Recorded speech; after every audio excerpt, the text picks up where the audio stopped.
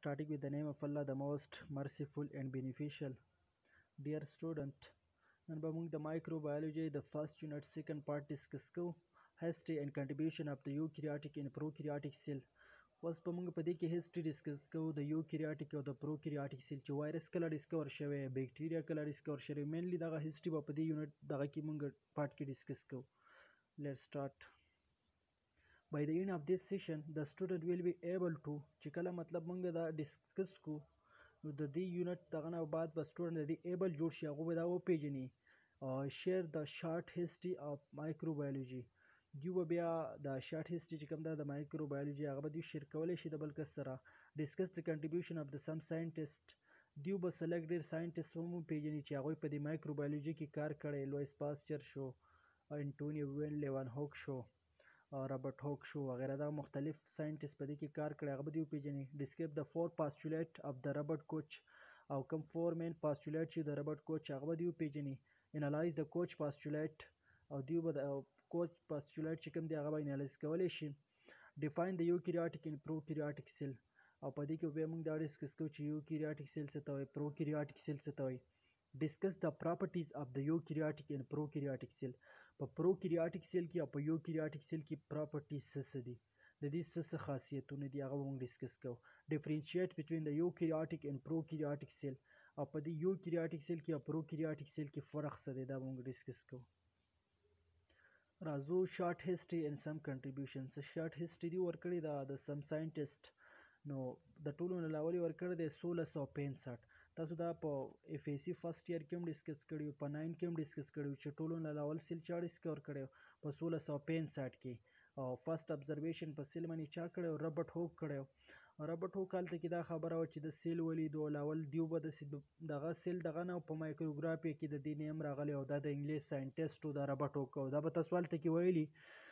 خو مینلی دا دلته کې تاسو ته MCQs راتلی شي چې د سیل کله ډسکور شي او رابرټ هوک کله ډسکور کړی، 1665 73 وغیره داسې نور آپشن ورکولی شي. نو دې نه دا چې کوم سلایډ دی دا ستاسو دپاره ډېر امپورټنټ دی، د دې 2 MCQs چې دی هغه لازمي راځي. نو د ټولو لاول سیل چې دا 1665 کې رابرټ هوک ډسکور کړی، فرست ابزرویشن په سیل باندې کړی و. وی ده به په خپله داسې خاص څه دغه نه کوو، اکوار کې راغستلی و د بنج هغه پوستکي ورته موږ بنج ورته موږ پښتو کې ویو. وی ده به شراب سکل دی په لارې روان و، نو ده نه د شرابو هغه تیلی چې کومه وی هغه سوری شوې وه. چې کله ده نه دا تیلی د شرابو وی سوری شوه، دی لاړ د بنج د پوستکي نه هغه پټې راولړو، او د دې د شرابو تیلی لاندې کېښوده چې د شراب چې د زمانه نور تایو نه شي.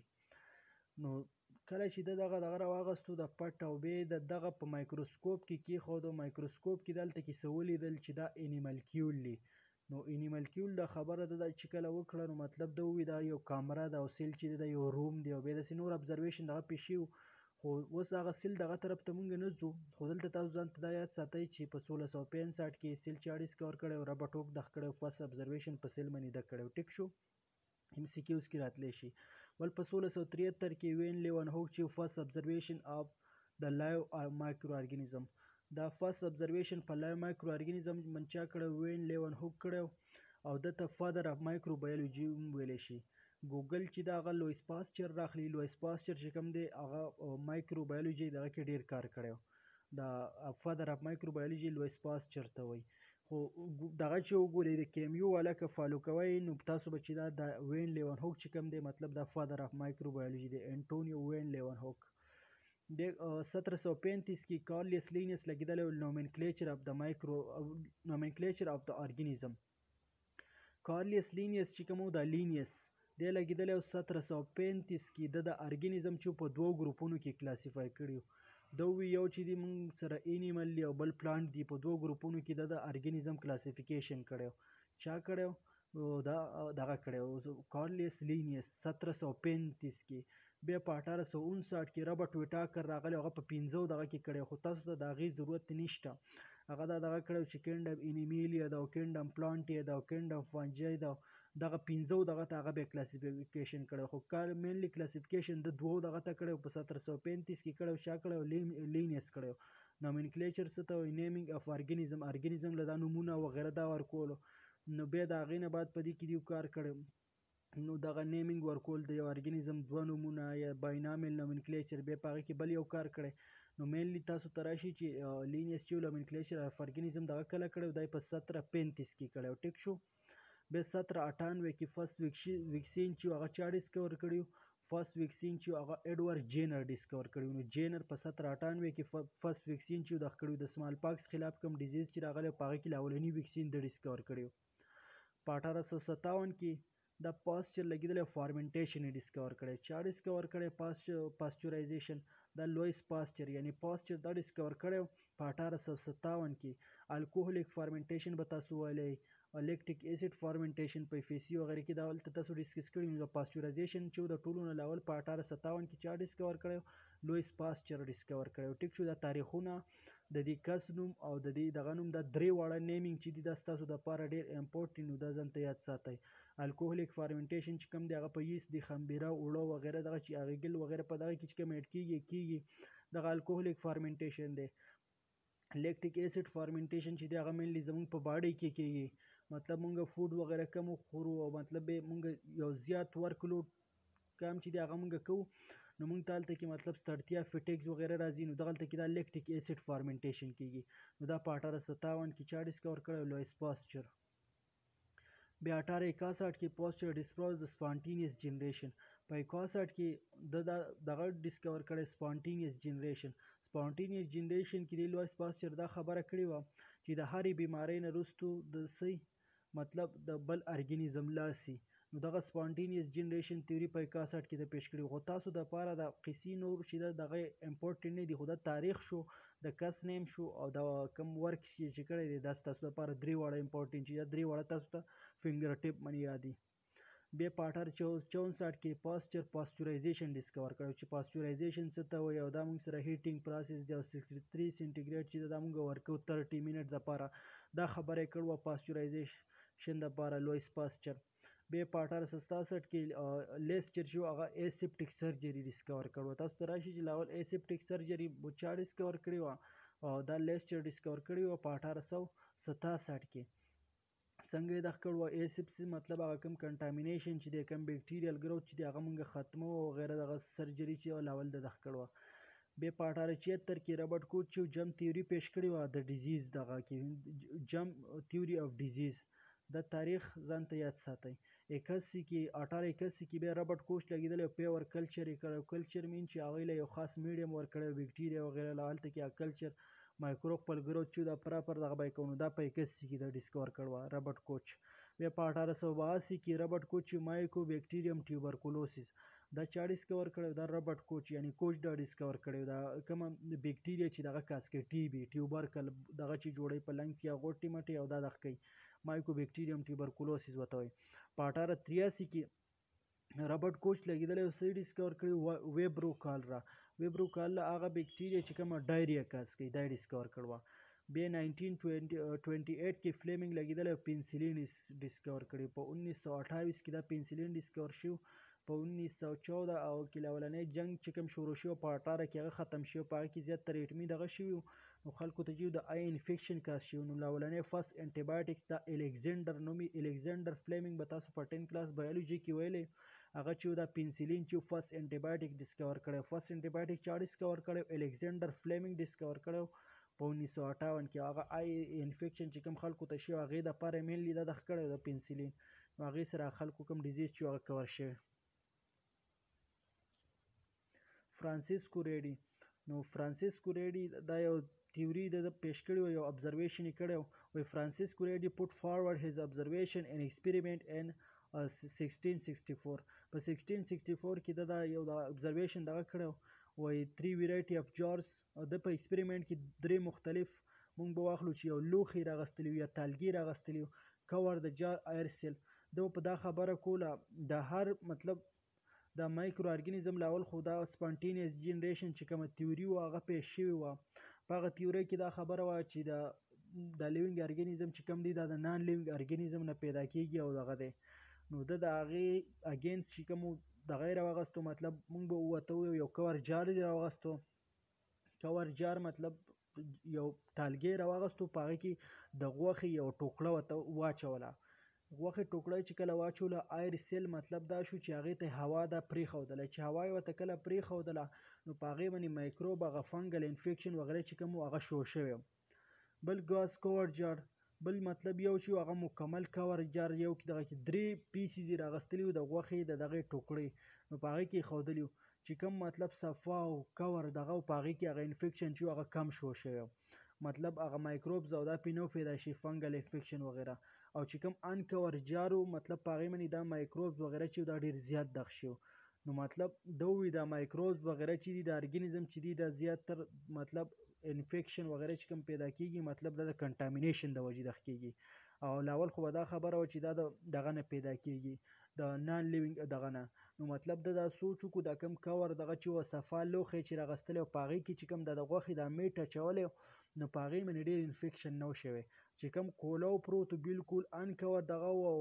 هغې باندې زیات انفیکشن او فنګل هغه دغه چې کوم هغه پې پیدا شوي نو واټ ویر هیز ابزرویشن د ابزرویشن په سو بایوجینیسیس مطلب دا دغه چې کوم دی د لیوینګ ارګانیزم چې کوم دی دا د بل لیوینګ ارګانیزم نه پیدا کیږي واز ای بایوجینیسیس مطلب ای بایوجینیسیس مطلب چې دا د نان لیوینګ دغه نه موږ سره مطلب نشي پیدا کیدی نو دغه انفیکشن وغیره دا شو مطلب یو ارګانیزم چې کوم دی هغه به څه کوي دا چې د دویم جاندار چې کوم دی هغه پیدا کوي یو دویم ارګانیزم پیدا کوي یو ارګانیزم بل ارګانیزم پیدا کوي او دا چې کوم دی مطلب هغه به دا خبره کوله چې دا د نان لیوینګ نه پیدا کیږي نو نان لیوینګ نه دا خبره پروف کړه چې دا نه پیدا کیږي دا دغه نه پیدا کیږي ګندګي نه کوچ فور پاستولیټ ار د رابرټ کوچ چې کوم 4 پاستولیټ پیش کړي هغه د څه په دغه کې نو 4 پاستولیټ چې کوم په هغې کې اولنی دغه دی کوي د سیم پیتوجین must be present in every case of the same disease اوس د یو شان پیتوجین چې دی هغه به یو شان ډیزیز کاز کوي وی مطلب یو شان هر چرته چې مطلب ایوري کیس که مونږ واخلو فور دغه دی باره کې پیش کړي د مایکرو ارګانیزم وغیره که اوس مونږ یو بیکټیریا واخلو چې مایکرو بیکټیریم ټیبرکلوسیس دی دا یو داسې بیکټیریا ده چې مطلب هغه ټي بي کاز کوي نو ټي بي راولي مطلب دا به دلته کې هم دغه شانې په انډیا کې که مونږ وګورو یا انګلینډ کې وګورو نیوزیلینډ کې وګورو د سیم بیکټیریا چې دا وایي دا به یو شان ډیزیز کاز کوي دا چې هر چرته کې اولنۍ خبره ده دا وه same pathogen must be present in every case of the same disease او په هر کیس کې یو شان پیتوجین چې دغه یو شان ډیزیز کاز کوي دا نشي کېدی چې دلته کې پاکستان کې د مایکوبیکټیریم ټیبرکلوسیس چې دا ټي بي کاز کوي او انډیا کې دی چې دا مایکوبیکټیریم ټیبرکلوسیس چې دغه ډایریا کاز کوي نو دا چې د هر شرطه چې وي دا به څه وي سیم وي the pathogen must be isolated from the disease host and the ground and pure culture دا پیتوجین چې دا چې کله must be دا چې موږ کله جدا کوو یو د ډیزیز هاست نه مطلب چې کوم ځای کې دا پاتې کیږي نو دغې دپاره موږ ګراوند اینډ پیور کلچر چې کوم میتډ دی مطلب هغه به یوز کوو موږ the pathogen from the pure culture must cause the same disease when it inoculating into healthy susceptible laboratory animal وی دا پیتوجین چې کوم دی مطلب دا د پیور کلچر چې کوم دغه ته واخلي مطلب دا به همیشه چې د یو شان ډیزیز کاز کوي او اناکولیټینګ د هیلتي مطلب کم هیلتي پرسن وغیره دی هغه ته ډیزیز کاز کول شو یا سسپټیبل لیبارټري انیمل او ته په هغې مطلب سسپټیبل لیبارټري کې ته وګوري چې انیمل وغیره دته کم ډیزیز کاز کوي دیو ته کم قسمه ډیزیز لګي نو مطلب هر قسمه چې دغه چې دی دا به سیم ډیزیز دا کاز کوي د پیتوجین must be isolated from inoculating animal and must be shown to the original organism دا پیتوجین چې دی دا مونږ ایسولیټ کوو په اناکولیټینګ میتډ باندې مطلب انیمل دغه شو او دا مونږ ته څه شو کوي اوریجنل ارګانیزم چې کوم دغه دی هغه به شو کوي مونږ ته اوس یوکریاټیک او پروکریاټیک سیل چې دا څه ته وایي نو یوکریاټیک سیل they have all the membranous structure and well defined nucleus enveloped by nuclear membrane eukaryotic cell زموږ سره هغه سیل دی چې په دې کې څه دا به membranaous structure چې کوم دی هغه به لري well defined nucleus به پکې او enveloped چې کوم membranes دی د نیوکلیس نه ګیر چاپېر هغه به پکې وي eukaryotic cell are larger and more complex than the prokaryotic cell eukaryotic cell چې دا به څه لږ غټ شان وي large وي او more complex دي د چا نه د prokaryotic cell نه اوس eukaryotic cell چې کوم دي د دې پراپرټي څه دي all organism are membrane bonded دا چې eukaryotic cell چې کوم دي مطلب دی کې بس membranous bonded به مطلب membranes پتی لازمي ګیر چاپیری complex genome organization اوس دی کې بس complex genome organization به تاسو به وایئ چې د جینوم څه ته وایي نو جینوم مونږ دی ته چې ټوټل جینیټک کنټینټ چې کوم دی په دې کې مطلب دا موږ سره جینوم دا دی چې مطلب په دې کې جینسونه دي اپلاید سیټ اف کروموسوم شو، مطلب هاف نمبر چې کوم کروموسوم دی هغه شو په دې کې، لکه موږ واخلو لکه ډي ان اے شو، ار ان اے شو وغیرہ، په هغه کې هاف نمبر اف کروموسوم وغیرہ دا چې کوم دغه دی مطلب په دې کې کوم جین دی ته موږ جینوم ویو. نو د دې یوکریاټیک سیل چې کوم جینوم دی هغه به صحیح لارج وي، لارج اماونٹ اف ریګولیټری ډي ان اے، او دې لپاره به لارج اماونٹ صحیح ډي ان اے وي. ډي ان اے څه دی؟ ډي ان اے زموږ سره یو جینیټک میټیریل دی او دا کریکټر چې کوم دی هغه ټرانسفر کوي. نو په دې کې به صحیح لارج اماونٹ ډي ان اے وي پکې، لارج جینوم سایز وي پکې ټو کنټرول د جین ایکسپریشن، او دا به د جین ایکسپریشن چې کوم دی هغه کنټرول کوي. او په دې یوکریاټیک سیل کې دا یونی سیلولر هم کېدای شي او ملټي سیلولر هم کېدای شي. یونی سیلولر په دې کې اونلی څه دی؟ پروټوزوا ده، او ملټي سیلولر انیمل شو، پلانټ شو او هیومن شو، دا په څه کې راځي؟ ملټي سیلولر کې راځي. اوس دا تاسو کتای شئ په ډایګرام کې یوکریاټیک سیل ورکړی دی، په دې کې پلازما ممبرین دی، سایټوپلازم دی، ارګنیل دی، نیوکلر انولپ دی او نیوکلیس دی.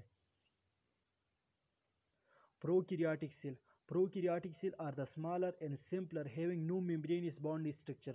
اوس دا پروکریاټیک سیل هغه سیل دی چې په دې کې دا څه دي؟ سمالر دی او سمپلر دی، مطلب نو ممبرینس بانډ سټرکچر. په دې کې مطلب څه د ممبرینس سټرکچر وغیرہ هغه ممبرینز دا نشته. فار ایگزامپل د دې څه کې کېدای شي بیکټیریا شو، وایرس شو، دا څه دی؟ پروکریاټیک سیل دغه دی.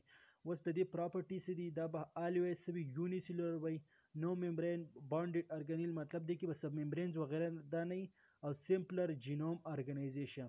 او په دې کې به یو سمپلر جینوم ارګنایزیشن به مطلب چې کوم جینز دغه دی د لپاره بټوین د 500 ټو 500 ټو 4000 جین.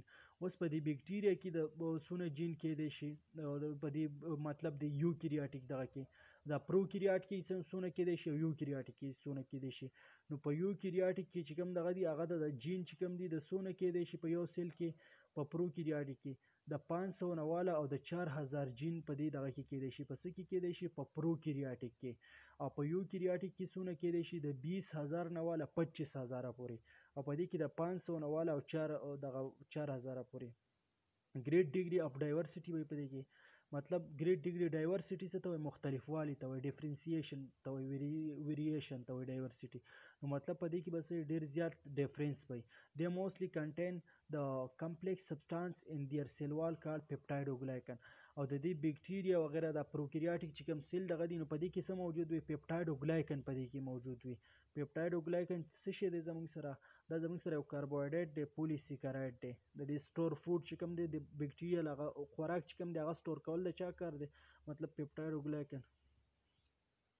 اوس پروکریاټیک سیل ورکړل په دې کې دا پیل دی تاسو کتای شئ، او دا رایبوسوم دی، پکې ډي ان اے دی، روټیټری موټر دی، فلیجله ده. نو دا به مخکې موږ یو ډسکس کوو چې د دې فلیجلم څه کار دی. دا لوکوموشن اف بیکټیریا کوي، د هغې مومنټ کول، هغې له دغه ورکول.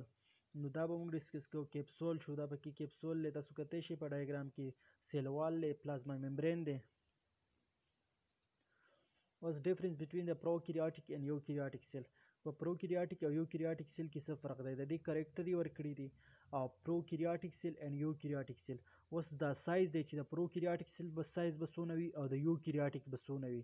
نو پروکریاټیک سیل سایز چې دا هغه به د 2 مایکرومیټر ان ډایمیټر، مطلب دا کم دغه چې ورکړی دی مطلب نو دا به د 2 مایکرومیټر نه د دې هغه سایز چې کوم دی هغه به سمال وي، د چا؟ د پروکریاټیک. او اوس موږ سره بل یوکریاټیک ورکړی دی، لارجر 2 to 100 مایکرومیټر ان ډایمیټر.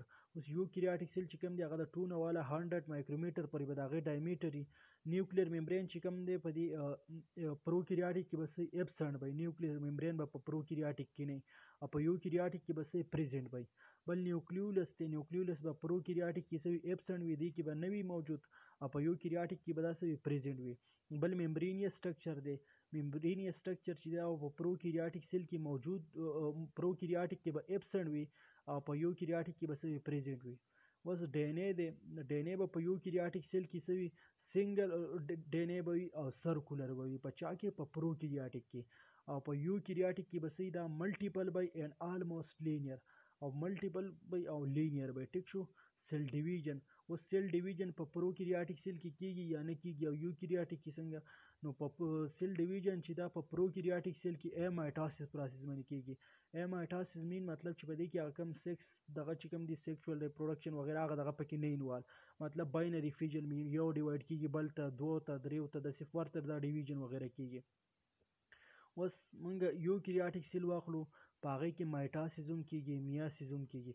میاسس هغه پروسس دی چې هاف نمبر اف کروموسوم د یو نه لاړ شي او بل نه لاړ شي، نو دغې ته مونږ میاسس دغه اولنی پروسس چې کوم د هیومن باډي مونږ وګورو دا څه کیږي، دا میاسس کیږي. بیا بقایا چې کوم فینامنا د هغې کې مایټاسس او دا کیږي، نو په دې کې ایمایټاسس هم کیږي، مایټاسس هم کیږي، میاسس هم کیږي.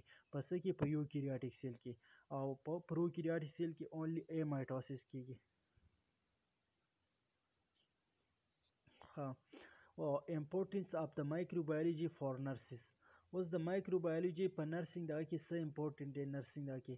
وایي مایکروبیولوژي از ویری امپورټنټ اینڈ یوزفul اٹ انیبل د نرسز ټو. په دې کې مطلب ډېر زیات اهمیت دی، مونږ دا یوزفul لایف وغیرہ دا مایکروب وغیرہ دا مونږ وپېژنو. مخکې ته مونږ دا وایو د دې امپورټنټ دی، دا لاندې چې کوم ورکړي دي نو دا پوینټ چې دی دا تاسو ځان ته یاد ساتئ. Now the nature and behavior of the microorganism in relation to infection disease. مونږ په دې کې دا وپېژنو د now the nature and behavior of microorganism چې مطلب نیچر څه دی او بیهیویر څه دی د مایکرو ارګانیزم، د هغې ریلیشن شو، انفیکشن شو، ډیزیز دا څنګه کاز کوي. now the pathogenicity and virulence of the different microorganism. مونږ دا وپېژنو چې مطلب دا پیتوجینیسټي به مونږ په دې مایکرو دغه کې څه ته وایو چې کوم ډیزیز مونږ ته کازنګ ایجنټ دی هغه مونږ وپېژنو، وایرس بیکټیریا وغیرہ په دې مایکروبیولوژي کې. د هغې وایورلنس مونږ وپېژنو، ډیفرنٹ مایکرو ارګانیزم. وایورلنس مونږ څه ته وایو؟ د هغې انټینسټي مونږ وپېژنو، مطلب دا مونږ څونه افیکټ کولی شي، څونه مونږ خرابولی شي. نو دغه مطلب چې هغې کوم دغه لیول دی دغې ته مونږ وایورلنس وایو، دا مونږ په دې دغه کې پېژنو. بل now the process and purpose of sterilization prevent the communicable disease. نو مونږ به په دې مایکروبیولوژي کې دا پروسس پیژنو، د څه پروسس به پیژنو چې پرپس اف سټریلایزیشن. دا سټریلایزیشن مونږ څه دپاره کوو، د دې مقصد څه دی، مایکروب وغیرہ دا مونږ ختمو، د هغې نه پریونشن مونږ کوو. کمیونیکیبل ډیزیز چې کوم ډیزیز چې یو کس نه بل کس ته سپریډ کیږي نو دغه په دې کې مونږ پیژنو. now the important of vaccine and other preventive measure against the virus disease. مونږ چې دا اهمیت د ویکسین وپېژنو چې د ویکسین څه اهمیت دی، دا مطلب مونږ ویکسین وکړو مطلب دغه ډیزیز چې دی دغه بیا مونږ ته نشي راتلی، مطلب هغه خپل ایموني سیسټم چې کوم دی هغه مونږ اکټیویټ کړو. نو مایکروبیولوژي کې دغه ویکسین، سټیریلایزیشن، وایورلنس، پیتوجینیسټي وغیرہ دا مونږ دغه کوو، د انفیکشن نه خپل کنټرول کول، د مایکروب کنټرول کول. نو دا مایکروبیولوژي کې د دې څه دی امپورټنټ دی مینلی چې دا مونږ وپېژنو. یوز د سیف اینډ اسیپټیک ټیکنیک وایل د هینډلینګ پیشنټ. مونږ چې دا د سیف ټیکنیک چې کوم دی مطلب هغه یوز کو، مطلب چې کوم کې مطلب مونږ ته څه هیزټ وغیرہ څه هارمفول دغه نه وي. اسیپټیک ټیکنیک، اسیپټیک ټیکنیک هغه ټیکنیک دی ایمین ناٹ سیپټیک، مطلب چې هغه ټیکنیک چې په هغې باندې مونږ سره د کنټامینیشن بیکټیریا وغیرہ دا ختمیږي، هغه ټیکنیک چې کوم دی هغه مونږ فالو کو.